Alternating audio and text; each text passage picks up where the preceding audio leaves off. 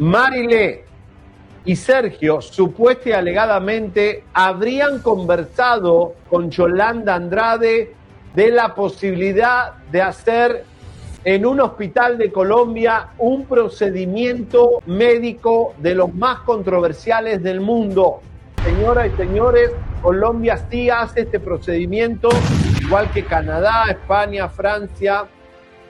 El consejo que le habría dado Sergio a Marilé es que sería bueno este procedimiento de acelerar el proceso del adiós, así le voy a decir, para no decir esa palabra, para que su alma iba a elevar con menos dolor. El profesor de yoga opinaba sobre este procedimiento, que es ocupar el lugar de Dios.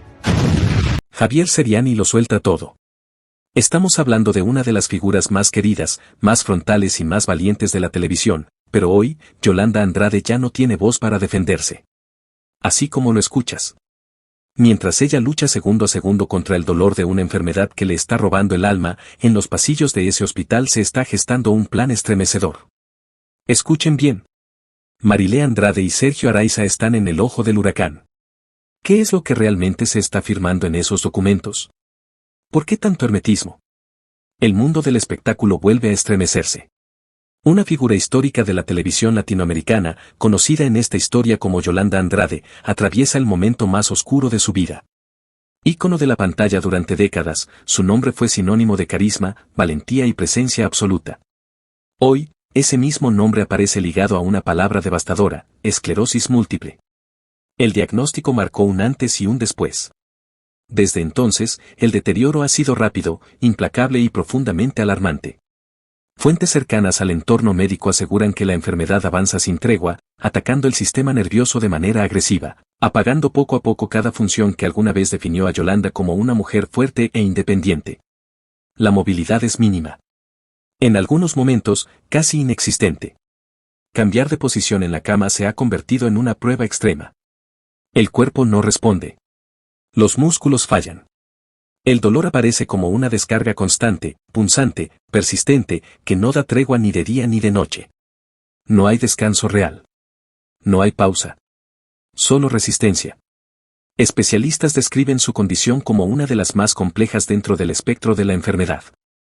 El daño neurológico ha avanzado al punto de comprometer funciones básicas. El simple acto de mover un brazo, flexionar una pierna o girar el cuello puede provocar espasmos intensos y un sufrimiento que resulta difícil de controlar incluso con medicación especializada. Hablar, algo que durante años fue su mayor fortaleza, hoy es uno de sus mayores desafíos. Su voz se ha vuelto frágil, entrecortada, casi imperceptible. Pronunciar una frase completa requiere un esfuerzo físico descomunal. En ocasiones, la voz no aparece en absoluto. El silencio se impone, no por elección, sino por imposición del cuerpo. El dolor no se limita al movimiento. Incluso estímulos mínimos generan sufrimiento. El roce de la ropa, el contacto de las sábanas, un cambio leve de temperatura. Todo se transforma en una agresión para un sistema nervioso ya debilitado. Los medicamentos logran apenas contener parcialmente los síntomas. El alivio es temporal. El dolor siempre regresa. Yolanda Andrade permanece recluida en una clínica privada, lejos de los reflectores que durante años la acompañaron. No hay apariciones públicas. No hay comunicados claros. No hay imágenes recientes. La información oficial es escasa, fragmentada y cuidadosamente medida. El silencio comenzó a generar inquietud. Para el público, la ausencia fue abrupta. Para quienes la conocieron de cerca, el cambio fue devastador. De una mujer activa, frontal y dominante en escena, pasó a convertirse en una paciente completamente dependiente de cuidados constantes. Su rutina ahora gira en torno a terapias, evaluaciones médicas y largos periodos de reposo forzado. El aislamiento se intensificó con el paso de los meses. El acceso a Yolanda se redujo de manera progresiva. Las visitas se volvieron limitadas. El círculo cercano se cerró. La información dejó de fluir con normalidad. Todo quedó envuelto en un manto de discreción que, lejos de tranquilizar, despertó más preguntas que respuestas. Fuentes médicas señalan que el desgaste emocional ha sido tan severo como el físico.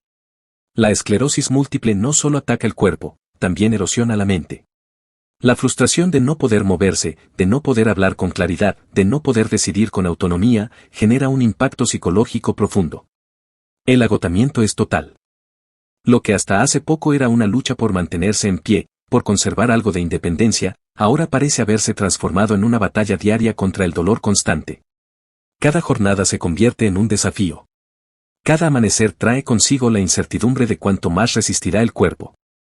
El caso de Yolanda Andrade comienza a encender alertas dentro y fuera del ámbito médico. No solo por la gravedad de su condición, sino por el hermetismo que la rodea. La falta de información clara, la ausencia prolongada y el deterioro acelerado han generado un ambiente cargado de tensión. Mientras tanto, el público permanece expectante.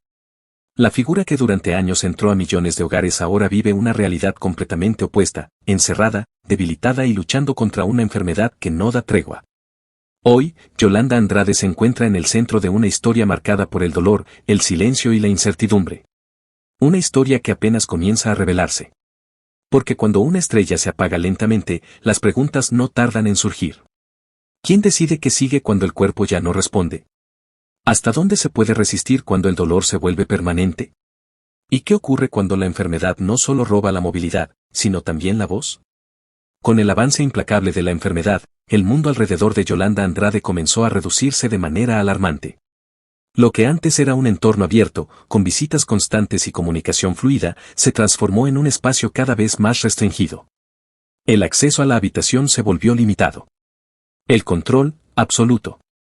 Y en el centro de ese nuevo orden aparecieron dos figuras clave, Marilé Andrade, su hermana, y Sergio Araiza, el esposo de ella. Ambos pasaron a ocupar un rol dominante en la vida diaria de Yolanda. Su presencia era permanente.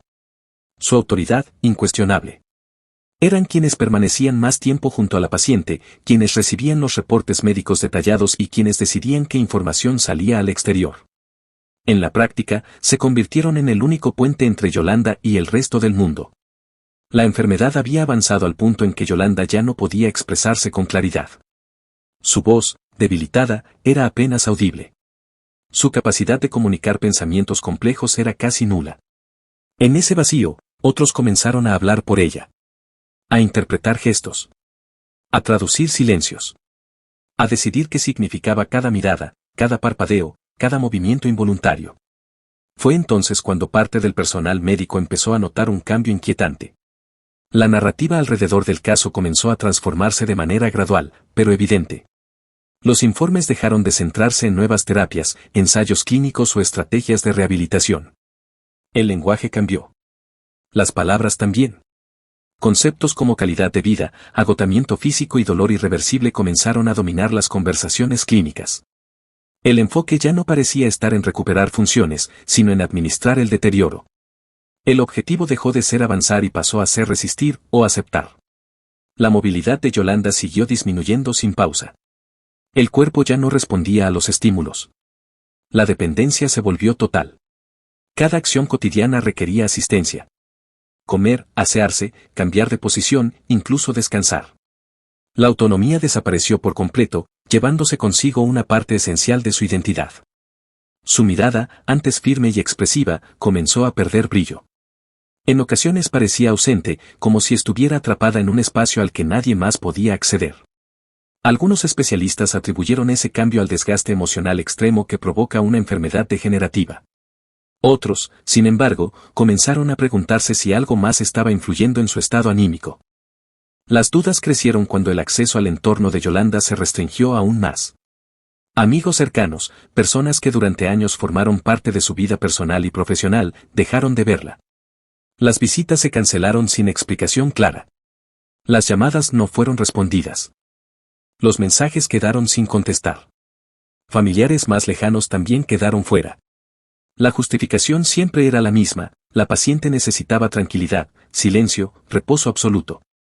Cualquier alteración, se decía, podía empeorar su condición. Sin embargo, para algunos observadores, esa protección comenzó a parecer aislamiento. La información que llegaba al exterior empezó a fluir únicamente a través de una versión cuidadosamente filtrada. Breves comunicados. Frases generales. Ningún detalle específico. Ninguna imagen reciente. Todo parecía diseñado para mantener el control absoluto del relato. Dentro de la clínica, el ambiente se volvió tenso. Algunos profesionales comenzaron a expresar inquietudes en privado. La falta de pluralidad en la toma de decisiones médicas generaba incomodidad. El peso de las decisiones recaía siempre en las mismas manos de Marilé y Sergio. Y Yolanda, en el centro de todo, cada vez tenía menos margen para intervenir. Especialistas en neurología y psicología señalan que, en pacientes con enfermedades degenerativas avanzadas, el entorno puede influir de manera decisiva en el estado emocional y mental. El aislamiento prolongado, la pérdida de referentes externos y la dependencia absoluta pueden generar una sensación de resignación profunda. Un cansancio que no siempre es físico, sino existencial. En el caso de Yolanda Andrade, ese desgaste parecía evidente. Su respuesta a los estímulos disminuyó. Su interés por actividades básicas se redujo. Su energía, ya limitada, comenzó a apagarse. Para algunos, era una consecuencia natural de la enfermedad. Para otros, una señal de alerta. El círculo alrededor de Yolanda se cerró hasta convertirse en una estructura hermética. Nada entraba. Nada salía sin autorización. La supervisión era constante. El control, total. Y en ese encierro silencioso, las decisiones de Marilé Andrade y Sergio Araiza adquirieron un peso aún mayor. Mientras tanto, fuera de la clínica, las preguntas se acumulaban. ¿Por qué tanto hermetismo? ¿Por qué el alejamiento repentino de personas cercanas? ¿Por qué la información parecía tan medida, tan incompleta? El silencio, lejos de calmar, alimentaba la sospecha. El aislamiento se convirtió en una constante. Un aislamiento físico, emocional y comunicativo. Yolanda Andrade, una mujer que durante años vivió expuesta al ojo público, ahora permanecía invisible. Su realidad se redujo a 4 paredes, máquinas silenciosas y un entorno controlado por muy pocos. En ese escenario, cada decisión adquirió una dimensión inquietante. Porque cuando el círculo se cierra demasiado, las voces externas desaparecen. Y cuando solo queda una versión de la historia, la verdad corre el riesgo de perderse en el silencio. Con el paso de los días, el ambiente dentro de la clínica cambió de forma perceptible. Fuentes cercanas al entorno médico aseguran que, a medida que el dolor aumentaba y la voz de Yolanda Andrade se apagaba casi por completo, comenzó a instalarse una idea inquietante, silenciosa y profundamente perturbadora, la posibilidad de poner fin al sufrimiento como un acto de compasión. No fue una idea que apareciera de golpe. Se fue filtrando lentamente, como una sombra. Primero en informes médicos cada vez más pesimistas. Luego en evaluaciones que ya no hablaban de progreso, sino de límites.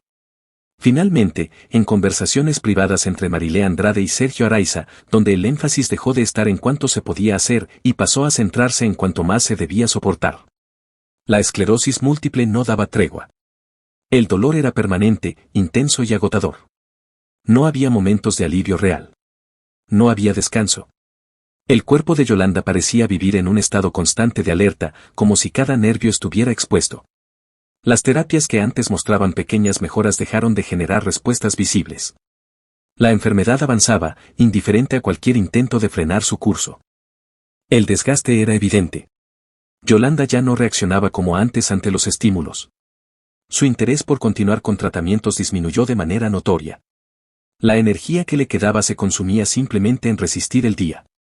El cansancio no era solo físico, era un agotamiento profundo, acumulado, que comenzaba a reflejarse en su mirada.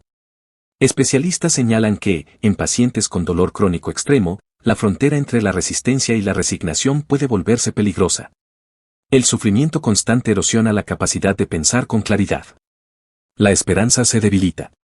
El futuro se percibe como una prolongación del dolor, no como una posibilidad de alivio. En el caso de Yolanda Andrade, esa vulnerabilidad emocional parecía absoluta. La pérdida casi total de la voz la dejó sin una herramienta fundamental para expresar su voluntad. Ya no podía explicar lo que sentía. Ya no podía matizar. Ya no podía contradecir. Sus gestos, silencios y miradas comenzaron a ser interpretados por Marilé y Sergio. Y en esa interpretación surgió el riesgo. Cuando una persona no puede hablar, otros llenan el vacío. Traducen señales. Asignan significados. Deciden qué quiere decir una mirada cansada o un gesto mínimo. Especialistas advierten que, en esos escenarios, la voluntad real del paciente puede distorsionarse sin que nadie lo note inmediato. La tensión dentro de la clínica aumentó. Algunos médicos comenzaron a expresar su preocupación de forma más abierta. Solicitaron evaluaciones psicológicas urgentes, no solo para Yolanda, sino también para el entorno que la rodeaba. La carga emocional para la familia era demasiado alta. Las decisiones que se estaban considerando tenían un peso irreversible. Otros profesionales, sin embargo, se negaron a seguir participando. Consideraban que la línea ética se estaba volviendo peligrosamente delgada. Para ellos, el objetivo de la medicina seguía siendo aliviar, acompañar y sostener, incluso en los escenarios más complejos. Abandonar esa misión les resultaba inaceptable. El equipo se fragmentó. La clínica, antes un espacio de tratamiento, se convirtió en un lugar de tensión constante. Cada evaluación, cada informe, cada recomendación parecía cargar con una pregunta implícita que nadie se atrevía a formular de manera directa frente a Sergio o Marilé. Mientras tanto, el acceso a Yolanda Andrade fue aún más restringido. Las visitas se redujeron al mínimo absoluto. El control del entorno se intensificó. La información que salía al exterior se volvió confusa, fragmentada y, en muchos casos, contradictoria. El silencio se hizo más pesado. Para quienes observaban desde fuera, la situación comenzaba a resultar inquietante. La ausencia prolongada de Yolanda, sumada a la falta de detalles claros sobre su estado real, alimentó especulaciones. La narrativa oficial parecía cuidadosamente diseñada para evitar cualquier debate público. Dentro de la clínica, el tiempo parecía transcurrir de manera distinta. Cada día se sentía más largo. Cada noche, más silenciosa. Yolanda permanecía inmóvil durante largos periodos, con la mirada fija en un punto indefinido. Algunos interpretaron esa quietud como aceptación. Otros, como agotamiento extremo. Nadie podía asegurarlo. La idea prohibida seguía avanzando, sin necesidad de ser nombrada. Se instaló como una posibilidad latente, flotando en el ambiente, influyendo en decisiones, modificando prioridades. El foco ya no estaba en cómo mejorar la condición de Yolanda, sino en cómo manejar el final de una lucha que muchos empezaban a considerar perdida. Especialistas advierten que este tipo de escenarios representan uno de los mayores dilemas éticos de la medicina moderna. Cuando el dolor es constante, cuando la comunicación se rompe y cuando el entorno se vuelve cerrado, la línea entre compasión y presión puede desaparecer casi por completo. En el caso de Yolanda Andrade, esa línea parecía desdibujarse cada vez más. Su cuerpo debilitado, su voz ausente y su dependencia absoluta la colocaron en una posición de extrema fragilidad. Cada decisión tomada en su entorno tenía consecuencias profundas. El silencio continuó expandiéndose. Un silencio cargado de preguntas sin respuesta. Un silencio que pesaba más que cualquier diagnóstico. Un silencio que ocultaba una tensión imposible de ignorar. Porque cuando el dolor no se puede medir y la voluntad no se puede escuchar, la idea de poner fin al sufrimiento deja de ser solo un concepto médico, y se convierte en una amenaza latente. Hoy, el estado de Yolanda Andrade permanece envuelto en una incertidumbre absoluta. No hay comunicados claros. No hay imágenes recientes. No hay certezas. Solo fragmentos de información que llegan con cuentagotas y que, lejos de aclarar, profundizan el misterio que rodea sus últimos días. Su cuerpo continúa debilitándose.